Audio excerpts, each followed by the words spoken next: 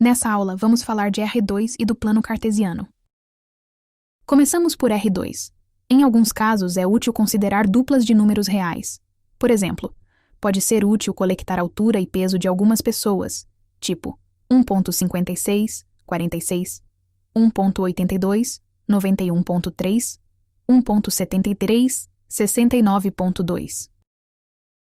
Ou podemos querer o número de carros vendidos no mês do ano, tipo 356 em janeiro, ou seja, 356. 1. 243 em fevereiro, ou seja, 243. 2. 431 em março, ou seja, 431. 3. Ou precisamos saber para todo dia do ano qual é o montante de uma dívida.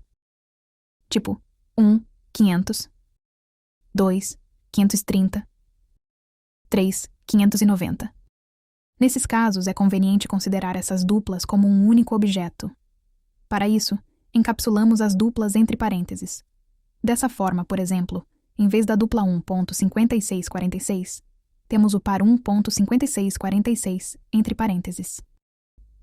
Fazendo o mesmo para todas as duplas, temos aqueles que chamaremos de pares ordenados de números reais. Então, o R2 é isso. É o conjunto cujos elementos são pares ordenados x, y. Tais que x é um número real e y é um número real.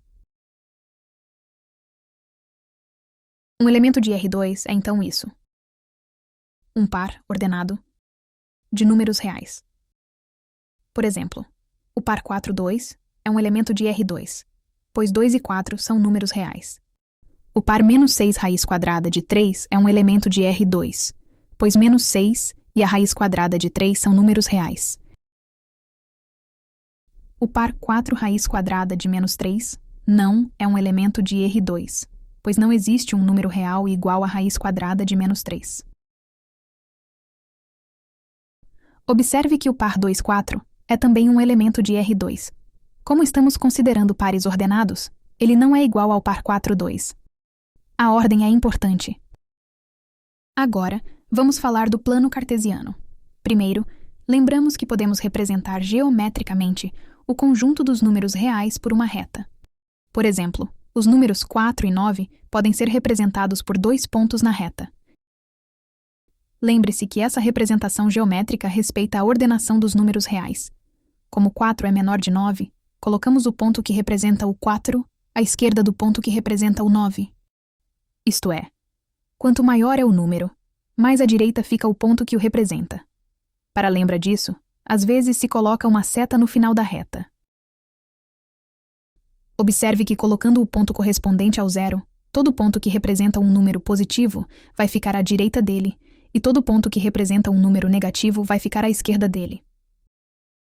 Vamos ver agora como representar um par ordenado x, y.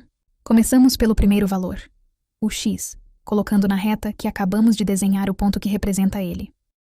Para o segundo valor, o y, desenhamos outra reta, dessa vez vertical, e usamos também ela para representar os números reais.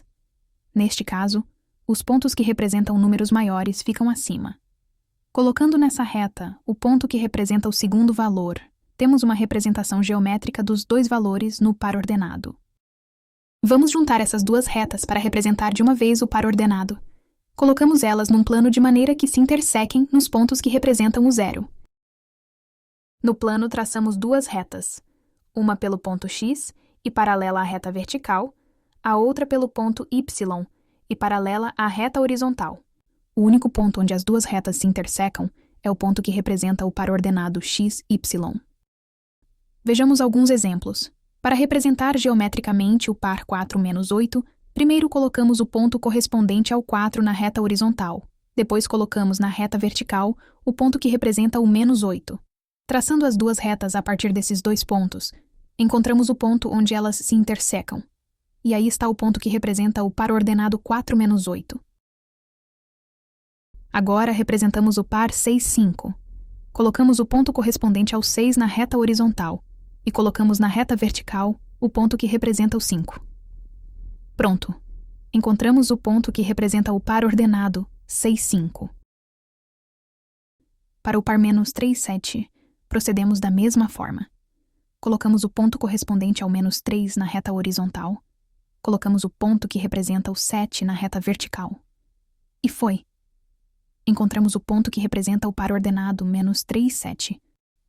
Para finalizar, vamos encontrar o ponto que representa o par ordenado menos 9, menos 5. É só proceder analogamente aos exemplos anteriores.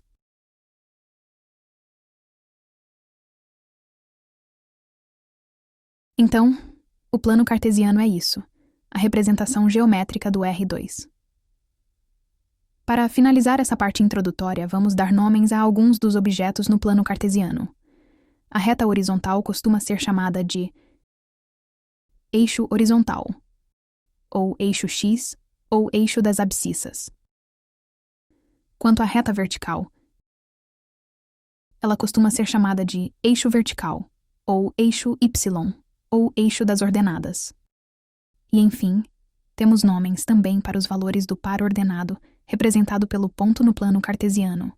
Eles são ditos coordenadas do ponto. Por exemplo, 6 e 5 são as coordenadas do ponto que representa o par 6, 5.